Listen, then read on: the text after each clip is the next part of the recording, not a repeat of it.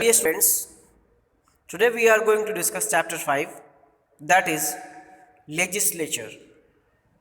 And in this chapter, we will study the parliamentary system of India. And after studying this chapter, you will be able to find out the importance of legislature, the functions and powers of the Parliament of India, the lawmaking procedure, how the Parliament controls the executive, and how the Parliament regulates itself. So, all these questions will be quite clear after studying this chapter. So, the first point is, why do we need a parliament? Let's discuss this point. Legislature is not merely a lawmaking body.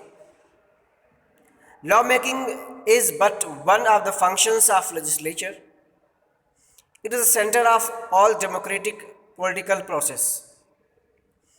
As we know that laws are made in legislative assembly, so lawmaking is one of the functions of legislature, but it is not the only function of legislature. Legislature, apart from lawmaking, performs different types of actions, like it holds walkouts, protests, demonstrations, unanimity, concern, or cooperations.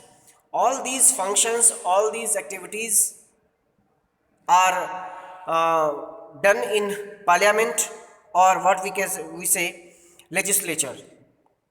So all these are the functions of parliament, and all of them are very important for democracy.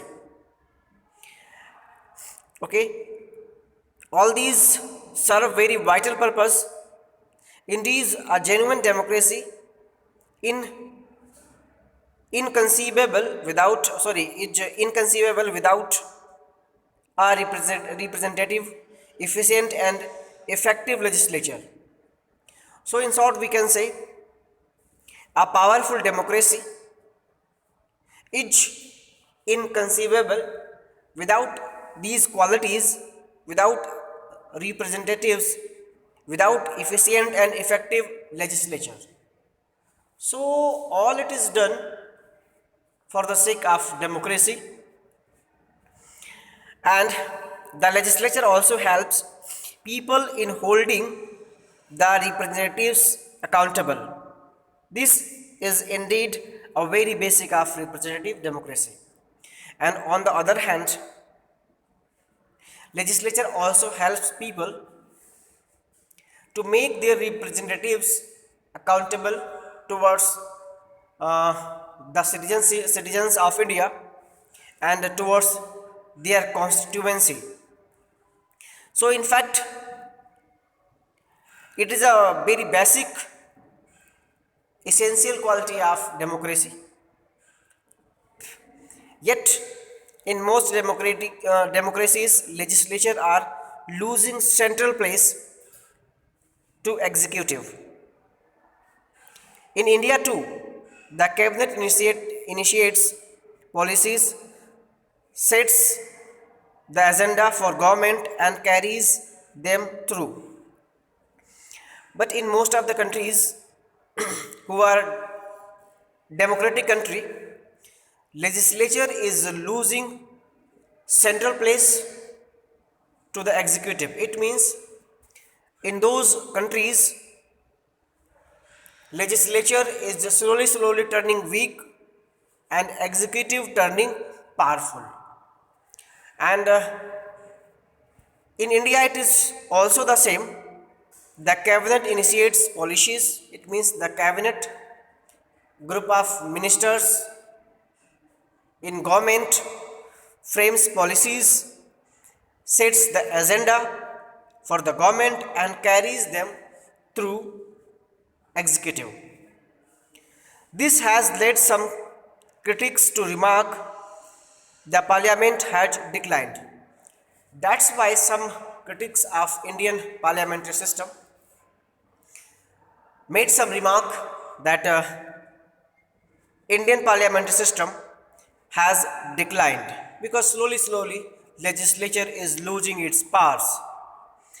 But even very strong cabinet must retain majority in the legislature. A strong leader has to face the parliament and answer the satisfaction of the parliament.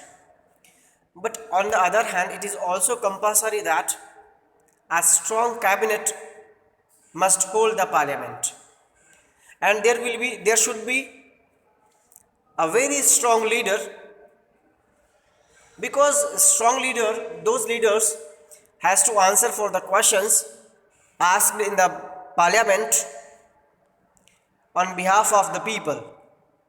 So strong opposition, strong cabinet and a strong leader, all of them are necessary for parliamentary system. And herein lies the democratic potential of parliament. It is recognized as one of the most democratic and open forum of debate. And parliament is considered as one of the most favorable for democracy, and it is also considered as most open platform for debate, as leaders in government and leaders in opposition party, they debate on the issues which are placed in parliament. On account of its composition, it is the most representative of all organ of government. And due to the vast composition of its members, the legislature is the most representative of all the organs of of government, because the members are elected by the people. It is above all vested with the powers of choose and dismiss the government, and all these things are vested with the powers to choose and dismiss the government. So all these things are necessary parts of parliamentary system and play a very vital role in the proceeding of parliament. So legislature is one of the most important component of democracy. And today we studied why do we need parliament, and in next class we will study why do we need two houses of parliament. And you have to do some activity, that is, consider these newspapers reports and then think what would happen if there were no legislatures. After reading each news report, state how the legislature succeeded or failed in maintaining control over the executive. There are some pieces of news, you have to go through them and complete this activity.